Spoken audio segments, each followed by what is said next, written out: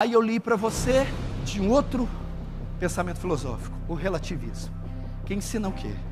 Destruam verdades e valores absolutos, relativizem tudo, e assim vocês não terão a verdade. E esta última é que está atacando a igreja. Não precisa de ninguém sair, beber, matar ou fumar. Vamos distorcer a verdade de Deus, vamos distorcer as doutrinas, vamos distorcer a concepção deles a respeito da fé. Igreja, isso é poderoso demais. Por isso que você vê pessoas obstinadas, por isso que você vê pessoas cegas, por isso que você vê pessoas que têm o mesmo livro que você, creem no mesmo Deus que você, cultuam no mesmo lugar que você e pensam diametralmente opostas. Sofismas, ideologias, logismos, aprisionando pessoas em conceitos relativistas. Aprisiona pessoas assim. Essa é a luta.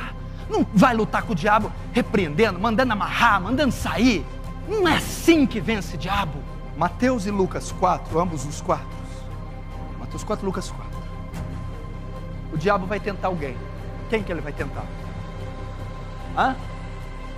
Jesus. Ele tenta por 3 vezes. Se tu és o Filho de Deus, manda essa pedra transformar em pão e mate sua fome. Se tu és o Filho de Deus, atira-te daqui do pináculo para baixo, porque está escrito: darão ordem aos teus anjos. Se és o Filho de Deus, eis os reinos, tudo foi me dado, e eu te darei esse prostrado me adorar. Aonde foi a batalha? Na mente. Lembra? Quem foi tentado não foi o Deus Jesus, foi o homem.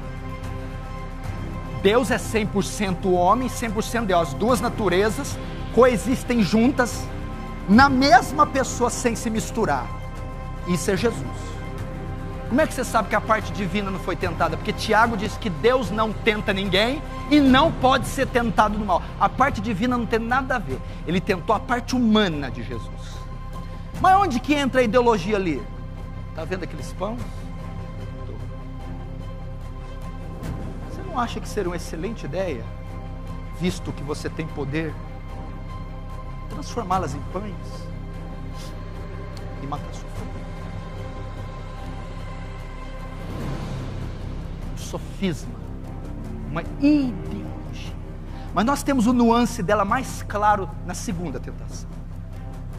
Levou-lhe para o pináculo do templo e diz: atira-se daqui, porque está escrito. Usou o Salmo 91. Está escrito.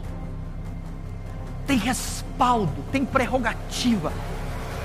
Que se você se atirar aqui, Ele dará ordem aos teus anjos.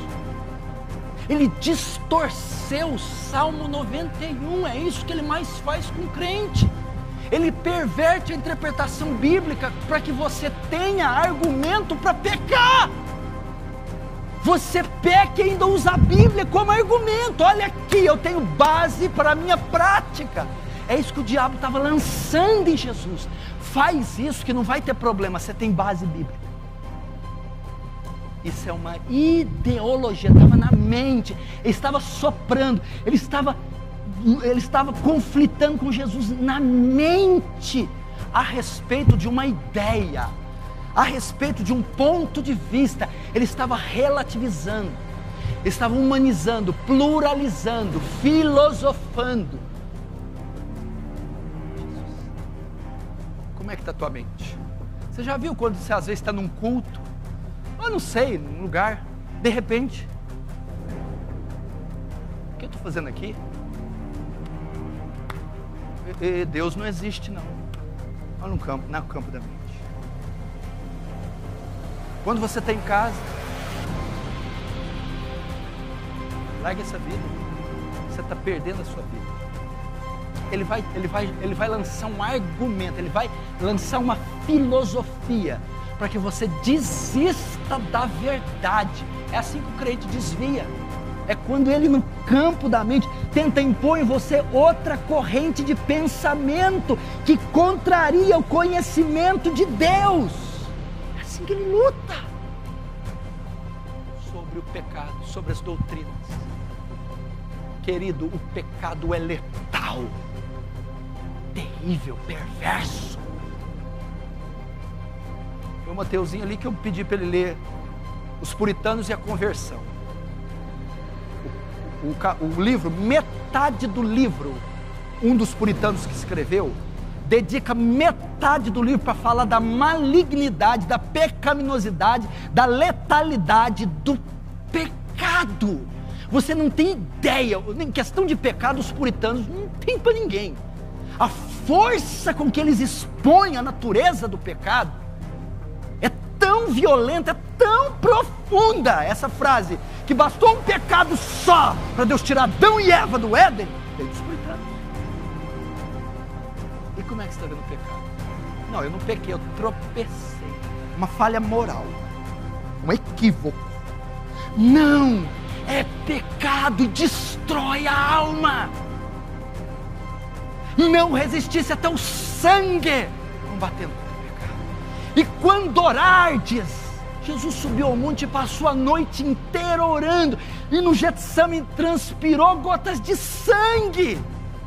Quando fala do perdão, quando for oferecer a tua oferta e lembrares e memorizares que tem algo contra alguém, não se atreva a oferecer esta oferta a mim.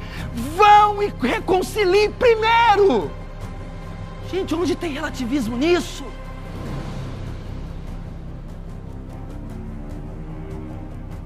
Onde tem? A palavra arrependimento, João Batista chega lá. João Batista, arrependei-vos e produzi frutos dignos de arrependimento. Não presumais que vocês têm por pai Abraão, porque Deus dessas pedras pode suscitar filhos de Abraão.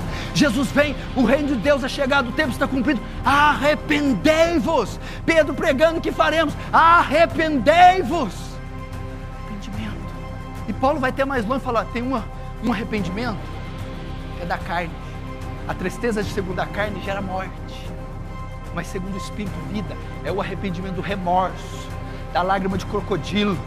E ele vai fazer, não adianta esse arrependimento, tem que ser no cerne do homem, tem que ser das vísceras do homem. Valores absolutos, valores absolutos. Examine-se a si mesmo para saber se está na fé. Valores absolutos. Quando está falando para o pai, você não conduz sua casa de qualquer jeito, você não trata sua mulher de qualquer jeito. Há uma verdade absoluta para a condução do seu lar, e o que passa dela é relativismo, ideologia satânica. Verdades inegociáveis que nos faz ser esse povo singular que somos, esse povo ímpar, distinto, por causa dos absolutos que Deus nos deu. E se você negociar isso, você será herege, apóstata. É uma ideologia que o diabo pode estar te prendendo na sua mente.